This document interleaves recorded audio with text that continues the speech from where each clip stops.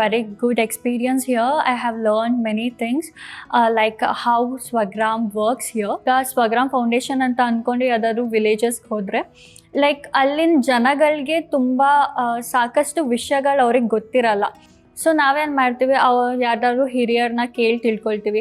So ಅದನ್ನು ನಾವು ಸ್ವಗ್ರಾಮ್ foundations ಆ್ಯಪಲ್ಲಿ ನಾವು ಅದನ್ನ ಬರೆಯೋದ್ರಿಂದ ಬೇರೆಯವ್ರಿಗೂ ಕೂಡ ಹೆಲ್ಪ್ ಆಗುತ್ತೆ ಮತ್ತು ಅವ್ರಿಗೆ ಅದ್ರ ಬಗ್ಗೆ ತಿಳ್ಕೊಳ್ಳೋಕ್ಕೂ ಆಸಕ್ತಿ ಬರುತ್ತೆ. Who are not aware about this platform, while they are entering to this platform will gain the knowledge about this and they can make useful of this platform.